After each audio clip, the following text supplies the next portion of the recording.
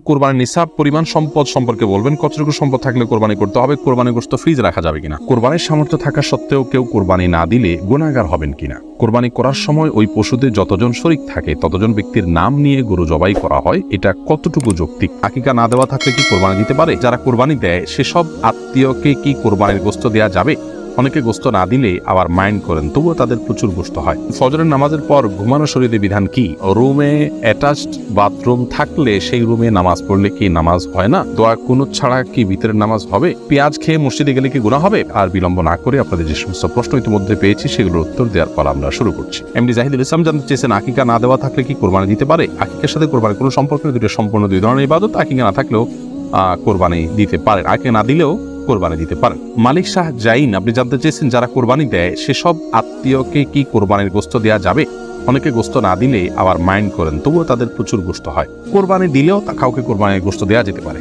কারণ আল্লাহ রাব্বুল আলামিন কোরবানির গোশত সম্পর্কে কোরআন কারীমের একাধিক জায়গায় বলেছেন যে নিজে খাও এবং যারা অভাবী নন তাদেরকে অন্য মানুষদেরকেও দাও, যারা অভাবী মানুষের কাছে চায় তাদেরকেও দাও। তার মানে এখানে আত্মীয় স্বজন যারা সলভেন্ট আছেন, আত্মীয়তার বন্ধন স্বরূপ তাদের জন্য কিছু হাদিয়া আপনি পাঠাতে পারেন, এতে কোনো দোষের কিছু নেই। ফাতেমা জানতে চেয়েছেন, ঘুমের কারণে ফজরের নামাজের সময় উঠতে না পারলে যখন ঘুম ভাঙবে সাথে সাথে কি নামাজ পড়ে নিতে হবে, নাকি ফ্রেশ হয়ে আস্তে ধীরে পড়া যাবে।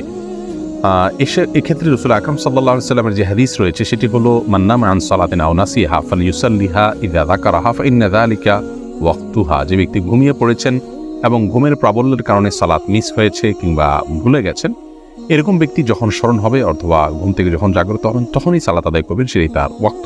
অবশ্যই তিনি ফ্রেশ হয়ে সালাত আদায় করবেন, ফ্রেশ হওয়ার সালাত আদায় করতে পারবেন না, কিন্তু ফ্রেশ হওয়ার মানে এই নয় যে ঘন্টাকে ঘন্টা তিনি অন্য স্বাভাবিক কাজকর্ম করে বেড়াবেন আর সালাতকে বিলম্ব করবেন, বরং তার উচিত হবে খুব দ্রুততার সাথে ফ্রেশ হয়ে সালাত আদায় করে নেওয়া।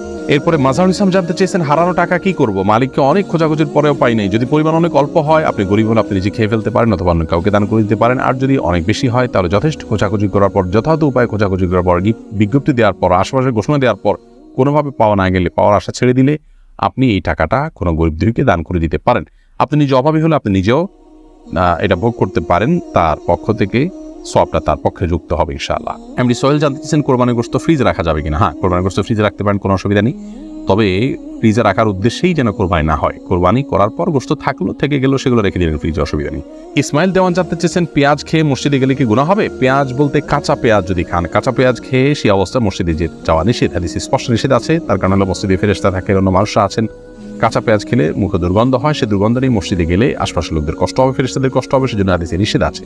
অতএব কাঁচা পেঁয়াজকেও খাওয়ার পর ভালো করে মুখের দুর্গন্ধ দূর করে, সেটি অন্য কিছু খেয়ে হোক, ব্রাশ মেসওয়াক ইত্যাদি হোক, যেভাবে হোক, অন্য কোনো উপায়ে মুখের দুর্গন্ধ দূর করে তারপর তিনি মসজিদে যাবেন। মিজানুর রহমান শামীম আপনি জানতে চেয়েছেন, কোরবানির সামর্থ্য থাকা সত্ত্বেও কেউ কোরবানি না দিলে গুনাহগার হবেন কিনা।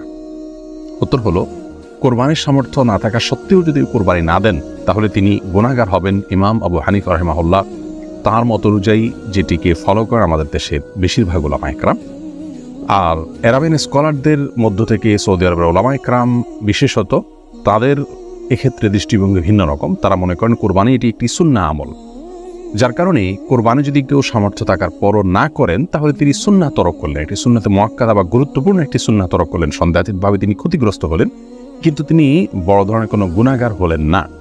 যেমনটি আমাদের উলামা ইকরাম মনে করেন ওয়াজিব তরক করার গুনাহগার হবেন সামর্থ্যবান ব্যক্তি কোরবানি না দিলে। আমাদের উলামা ইকরামের দলিলটি অত্যন্ত সমৃদ্ধ। এক্ষেত্রে নবী সাল্লাল্লাহু আলাইহি ওয়াসাল্লাম বলেছেন যে ব্যক্তি কোরবানি করার সামর্থ্য রাখে অথচ কোরবানি করলো না, সেজন্য আমাদের ঈদগাহে না আসে। এবং এই মর্মে কাছাকাছি ধরনের ভাষ্য অনেকগুলো হাদিসে আসছে, যে ভাষ্য থেকে বোঝা যায় যে নবী সাল্লাল্লাহু আলাইহি ওয়াসাল্লাম সামর্থ্যবানদেরকে কোরবানি করতে আবশ্যক করেছেন, আবশ্যিকভাবে নির্দেশ করেছেন, এবং না করলে তার জন্য তিনি সতর্কবাণী দিয়েছেন। অতএব সামর্থ্যবানদের জন্য কোরবানি না করে থাকাটা অনুচিত হবে আমরা মনে করি। যদিও বিপরীত দিক থেকে যারা এটিকে সুন্নাহ মনে করেন তাদেরও দলিল হলো নবী আলাইহিস সালাম বিভিন্ন হাদিসে এটিকে সুন্নাহ বলে অভিহিত করেছেন, ইব্রাহিম আলাইহিস সালামের সুন্নাহ বলেছেন, তো সেই জায়গা থেকে তারা এটিকে সুন্নাহ বলেন। লামিয়া সুলতানা জানতে চেয়েছেন, পরিবারের বাবা বড় ভাইয়ের সামনে মাথায় ওড়না না থাকলে কি পাপ হবে। না বোন, পাপ হবে না।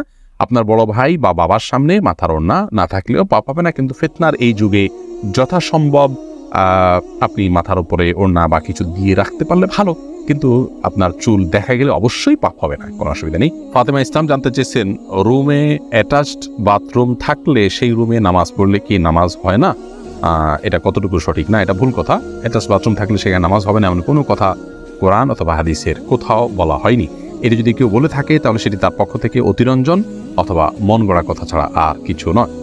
রাকিবুল ইসলাম জানতে চেয়েছেন, দোয়া কুনুত ছাড়া কি ভিতরের নামাজ হবে? দেখুন, দোয়া কুনুত এটি ভিতরের জন্য ওয়াজিব। অনেক ওলামা ইকরাম এটিকে সুন্নাহ বলেছেন, যেমন এলামের স্কলাররা সৌদি ওলামা ইকরাম এটিকে সুন্নাহ বলেছেন।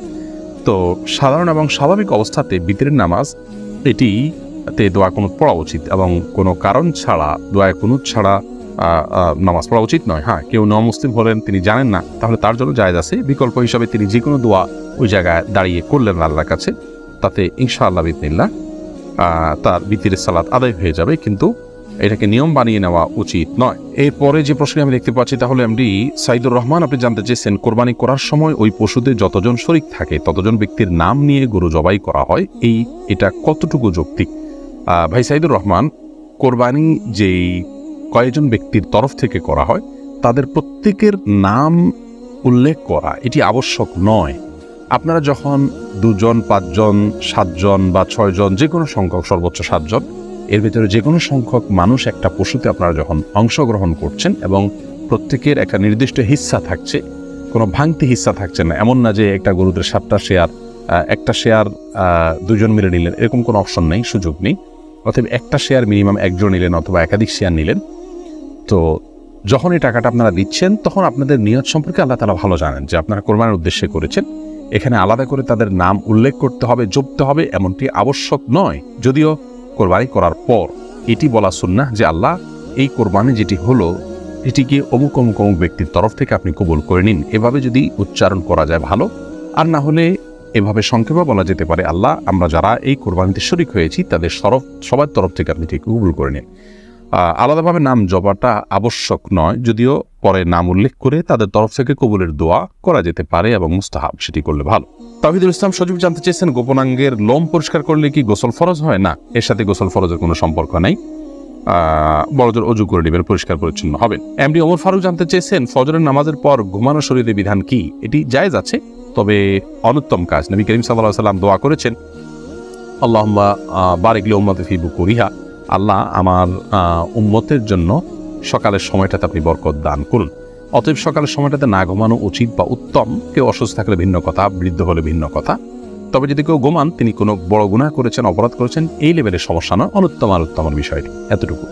তাছাড়া নবী সাল্লাল্লাহু আলাইহি ওয়াসাল্লাম সকালে ঘুমাতেন না কখনো, সেজন্য এটি সুন্নতের খেলাফ। এরপরে নাইমুল হক আজাদ জানতে চেয়েছেন, কোরবানির নিসাব পরিমাণ সম্পদ সম্পর্কে বলবেন, কতটুকু সম্পদ থাকলে কোরবানি করতে হবে? কোরবানির নিসাব হলো যাকাতের নিসাব। একজন মানুষের কাছে 595 গ্রাম রূপা বা তার সমমূল্য যদি থাকে তাহলে তার উপরে কোরবানি বর্তাবে, এবং সেই নিসাবটি হলো বর্তমান বাজার মূল্য হিসাব করলে আপনার 595 গ্রাম রূপার যে মূল্য আছে সেটি হয়তো 40 বা 50 হাজার টাকা বা তার কাছাকাছি ফিগারে থাকবে।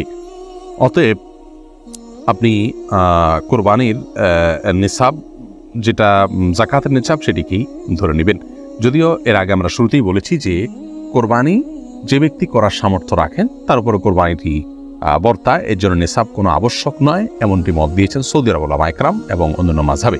হানাফি মাযহাব বা আমাদের ওলামা ইকরাম বা আমাদের দেশে যে স্কুল অফ থট ওলামা ইকরাম ফলো করে থাকেন, সেটিতে আপনার আপনার যাকাতের নিসাব হলে তখন কোরবানি আবশ্যক হবে বা বর্তাবে। যেহেতু এটি একটি দ্বীনি প্রোগ্রাম, কোরআন এবং হাদিসের ইলম ভিত্তিক প্রোগ্রাম, অতএব এই প্রোগ্রামটি অন্যদেরকে দেখার সুযোগ করে দেওয়ার নিয়তে শেয়ার এবং ওয়াচ পার্টি করুন এবং অফুরন্ত সওয়াবের ভাগীদার হন।